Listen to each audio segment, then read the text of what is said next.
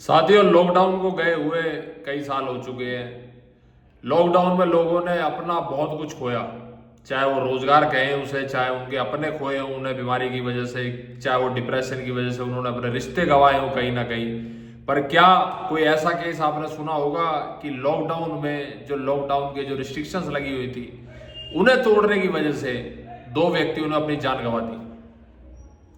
मदुराई की कोर्ट ने 9 पुलिस वालों को सजाए मौत देते हुए इस केस का फैसला करा। साथियों, ये अपने आप में समाज को झंझोड़ देने वाला केस था साथियों, जहां पे पुलिस वालों की बर्बरता ने दो व्यक्तियों की जान ले ली।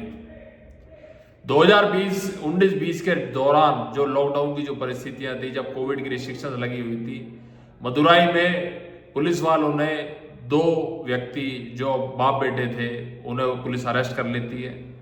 कस्टोडियल जो टॉर्चर जिसे कहते हैं, इतनी हीनियस तरीके से उनके साथ बर्बरता करी गई। जब ये मामला सीबीआई के पास पहुंचा इन्वेस्टिगेशन में, तो पता लगा है कि जो खून के जो धब्बे थे, जो खून के जो छींटे थे, उन्हें साफ करने की कोशिश करी गई, सारे एविडेंस मिटाने की कोशिश करी गई।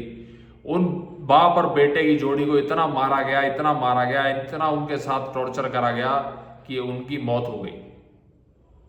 मामला कोर्ट में चलता है, ट्रायल कंप्लीट होता है और ट्रायल के बाद आज उस केस की सजा सुना दी जाती है और स्पष्ट कर दिया जाता है कि ये जो कस्टोडियल टॉर्चर है, इसे किसी भी रूप से समाज में एक्सेप्ट नहीं करा जाएगा और इससे जैसा अभिशाप समाज में बिल्कुल भी इसकी कोई जगह नहीं है।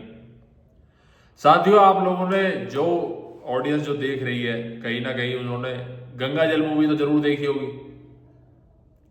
कैसे उस पिक्चर में, कैसे उस मूवी में कैसे एक दृश्य दिखाया जाता है कि जब पुलिस कुछ एक्यूज को अरेस्ट कर लेती है और जब पुलिस की जो जो खून में जो उबाल आता है वो उसकी चरम सीमा पर होता है, तो कस्टडी के अंदर उन व्यक्तियों की आंख फोड़ दी जाती है और तेजाब से उनकी आंख जला दी जाती है। वो दृश्य साथियों फिल्मी था और ये घटना सत्य है। अब उन्हें मदुराई कोर्ट से सजा मिल गई है, पुलिस वालों को सजा है मौत, पर इस सजा को एक्चुअल में जो सजा उन्हें मिलेगी या नहीं मिलेगी वो समय बताएगा, क्योंकि वो अपील में जरूर जाएंगे इसके ऑर्डर के अगेंस्ट। अब ऊपरी अदालत उन्हें क्या सजा देती है, क्या इस सजा में कुछ फेरबदल होगा, क्या इस सजा को उम्र कैद कर दिया जाएगा। किसी भी परिस्थिति में जिस परिवार ने अपने 2 बच्चों को खोया है वो तो कभी जीवन में वापसी नहीं आने। डीके बासु की जजमेंट हो, चाहे परमवीर सिंह सैनी की जजमेंट हो, जहां पे कोर्टों ने स्पष्ट करा है कि सीसीटीवी फुटेज अनिवार्य है पुलिस स्टेशनों में और वो बिल्कुल चलते होने चाहिए और उनमें ऑडियो भी आनी चाहिए, पर आज भी निरंतर तौर पर पुलिस ये कह के अपने हाथ छुड़ाने की कोशिश करती है कि या तो सीसीटीवी सही कंपनी के नहीं लग रहे हैं, कहीं उनमें आवाज नहीं आती, कहीं उनमें कोई त्रुटि है, या वो वीडियोग्राफी उनकी प्रॉपर सेव नहीं कर पाए। कोई भी परिस्थितियां हो सकती है। साथियों, मैं आप सबसे ये कहना चाहूंगा, ये मदुराई का केस अपने आप में समाज को झंझोड़ देने वाला केस था और इसमें जो ये फैसला आया ये बहुत अहम और बहुत बड़ा फैसला मैं कहूँगा। जो कस्टोडियल टॉर्चर निरंतर तौर पे होता आता है आम लोगों के साथ या एक्यूज के साथ, किसी के भी साथ भी, और आम जनता कहीं ना कहीं अपने आप को बहुत डरा सहमा महसूस करती है जब भी उनका किसी भी रूप से कन्फ्रंटेशन या फिर किसी भी रूप से उनका पाला पुलिस से पड़ जाता है।